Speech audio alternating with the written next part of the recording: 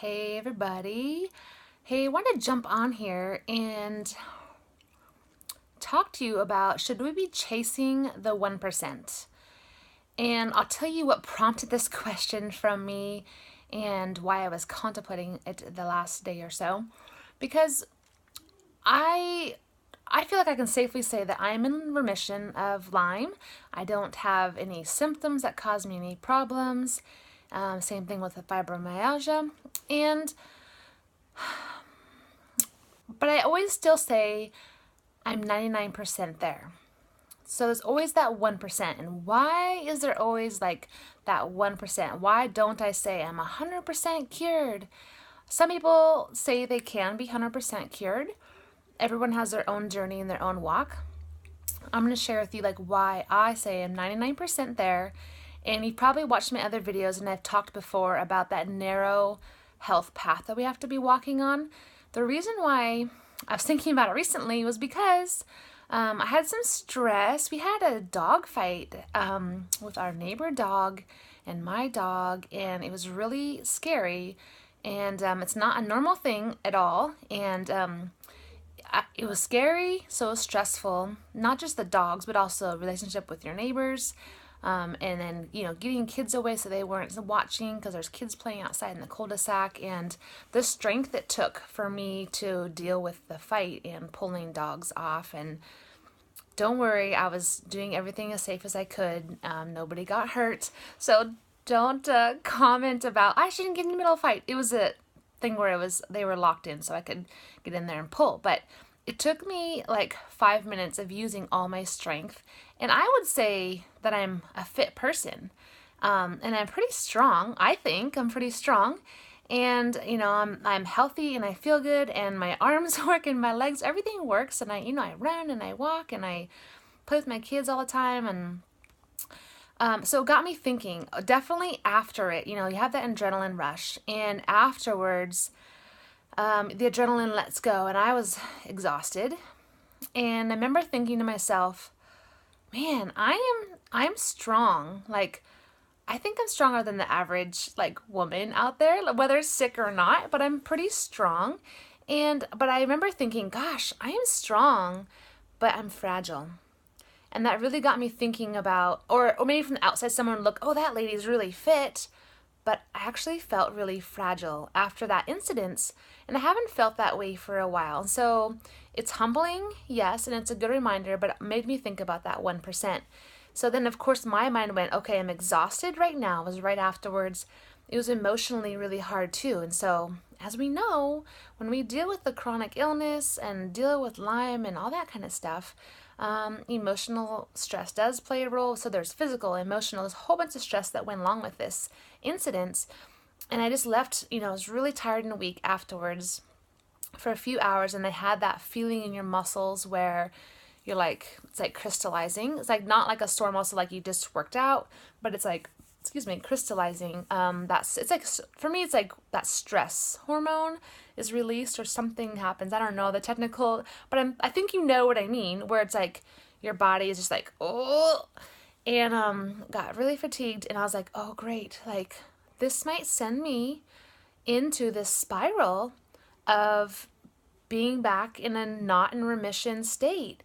And that really worried me. And I was like, okay, just calm down, just relax. And I knew just to rest. And I just rested that evening. And the next day I started feeling better. Still a little like muscle tension, but not the same as it was the day before. Then it started turning into only like muscle fatigue, and I shouldn't say muscle fatigue, muscle soreness, because I think muscle fatigue, if you felt the difference between the two, muscle fatigue is when you're like really fatigued and it's not a normal type of fatigue like a normal person would feel, but muscle soreness. So it turned into this, the fatigue only lasted that evening and into the night. And then by the next morning, I started feeling, okay, I'm okay. Now what I feel is only muscle soreness, but it really made me think about that 1%.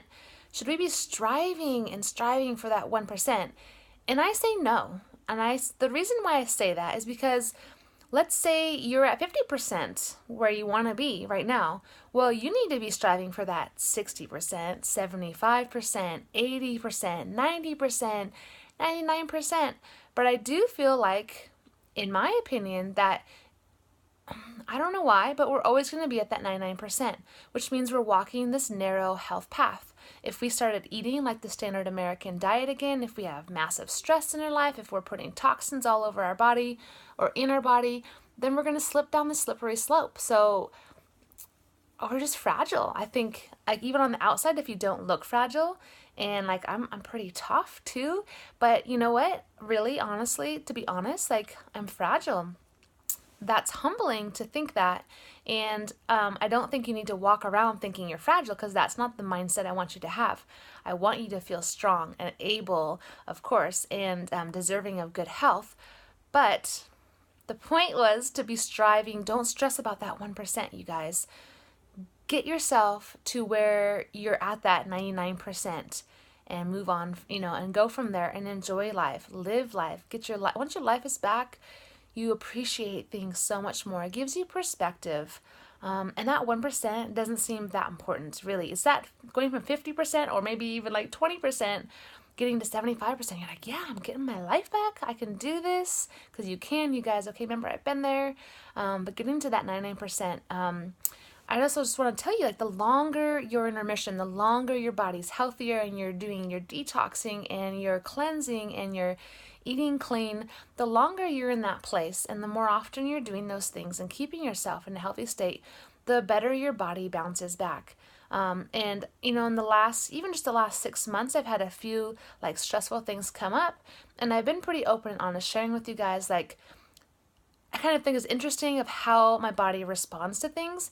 And it's almost like I can take myself like away and look from the outside and say, how's it responding compared to how it used to be? If I'd have a little bit of stress, I was like in bed, bedridden, that was years ago. And now I see that my body's responding to stress. And even good stress can be hard sometimes. But my body responds to stress so much better than it used to, just because it's healthy. My immune system is working. So I wanted to let you guys know, don't stress about that 1%. Don't worry about chasing that 1%. Don't worry about having the label of cured. Be as healthy as you possibly can and always strive to be healthier, but don't worry about that 1%, but also have, I don't know what the right word would be, like humility and knowing that you, are fragile, and don't, I don't want to take that the wrong way. But just, always guard your health is what I guess I should be saying. Guard your health, guard your stress, guard what's going on around you, guard the negativity. And it's hard to do. And as you become healthier and healthier, you notice it's more and more important to do that. And not because you're going to fall down harder, because as the healthier you get, the smaller amount that you fall. When you're not healthy, a little thing makes you fall really far. And I think I explained all that in that narrow health path video I did a while ago. It's on the YouTube channel on Thriving with Lyme, if you want to go check it out. But the goal here, don't stress about that, getting that 1% and being totally like a normal person. And actually what I notice now is that working so hard on my health, I notice that it's been a blessing, because I notice people, my friends that are hitting, 40s now, it's like they're starting to fall apart. And I don't mean that in a bad way, but they're having health issues that are not, it's not Lyme, and it's not fibromyalgia, it's not chronic illnesses, that kind of stuff, autoimmune issues. But they're starting to like feel their age, and I'm like, man, I don't want to feel my age at 40. And so I just noticed that I'm comparing myself with like normal people that are my age, and hey, I'm doing pretty good.